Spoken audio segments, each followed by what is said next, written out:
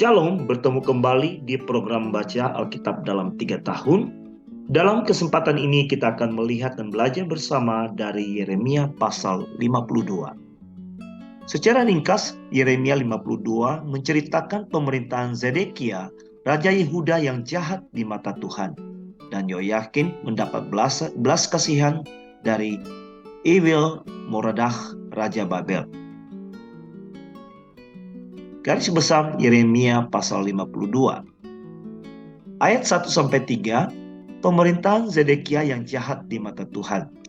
Zedekia berumur 21 tahun pada waktu ia menjadi raja dan 11 tahun lamanya ia memerintah di Yerusalem. Zedekia melakukan apa yang jahat di mata Tuhan sama seperti yang dilakukan Yoyakim. Tuhan membuang Zedekia dan Yoyakim karena Tuhan murka terhadap Yerusalem dan Yehuda. Ayat 4-7, Yerusalem dikepung dan direbut oleh Nebukadnezar dan semua tentaranya. Zedekia memberontak terhadap Nebukadnezar, Raja Babel.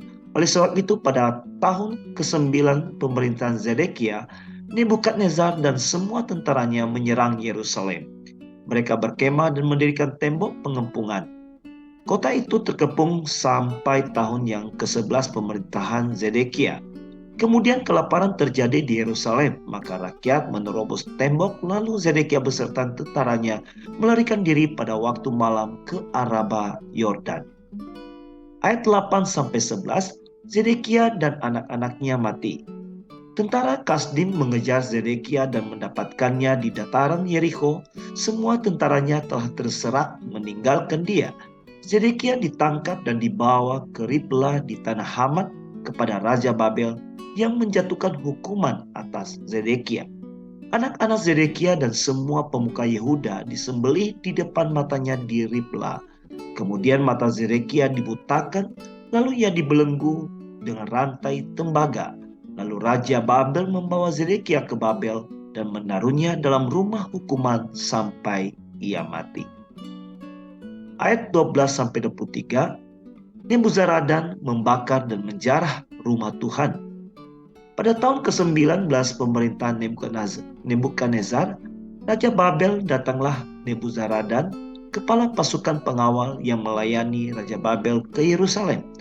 Ia membakar rumah Tuhan, rumah raja, dan segala rumah di Yerusalem.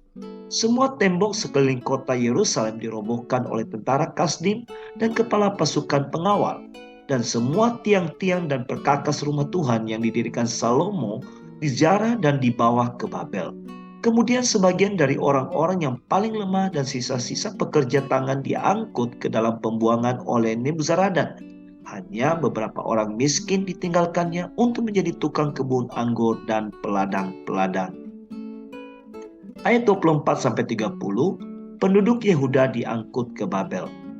Nebuzaradan menangkap Seraya, imam kepala, dan Zefanya, imam tingkat 2, serta ketiga penjaga pintu.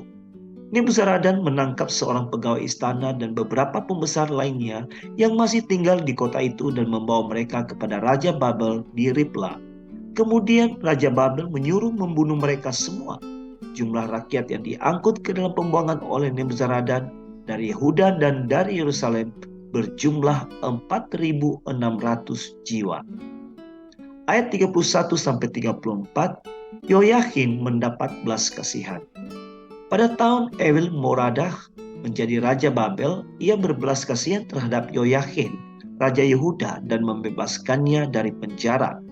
Raja Evil Moradach memperlakukan Raja Yoyakin dengan baik dan memberikannya kedudukan yang lebih tinggi daripada raja-raja lain yang juga dibuang ke Babel.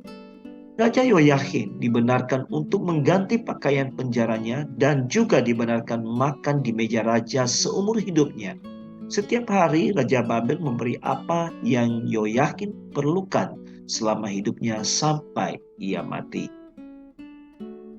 Jadi kesimpulan untuk kita semua, Zedekia melakukan apa yang jahat di mata Tuhan selama ia memerintah sebagai Raja Yehuda, sama seperti yang dilakukan Yoyakim.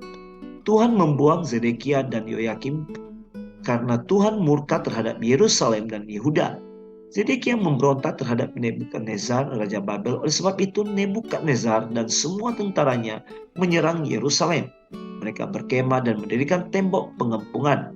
Rakyat berhasil menerobos tembok. Zedekia beserta tentaranya melarikan diri pada waktu malam ke Araba Yordan. Zedekia berhasil ditangkap, kemudian anak-anaknya disembelih dan Zedekia dihukum sampai mati. Nebuzaradan, kepala pasukan pengawal, membakar dan menjarah rumah Tuhan yang didirikan oleh Salomo. Beberapa pembesar dibawa ke Babel dan dibunuh. Sisa penduduk Yehuda diangkut ke Babel. Hanya beberapa orang miskin ditinggalkannya untuk menjadi tukang kebun anggur. Kemudian Yoyakin mendapat belas kasihan seumur hidupnya dari Ewil Moradah, Raja Babel. Penerapan untuk kita semuanya: taat dan patuhilah semua ketetapan Tuhan supaya kita tidak dimurkainya. Namun apabila kita mendapat hukuman karena dosa kita, ingat Tuhan sedang memperingatkan kita. Oleh sebab itu bertobatlah dengan segera. Pengampunan dan belas kasihan Tuhan selalu tersedia bagi mereka yang menyadari dosa dan yang mau bertobat. Demikianlah Yeremia pasal 52. Tuhan Yesus memberkati.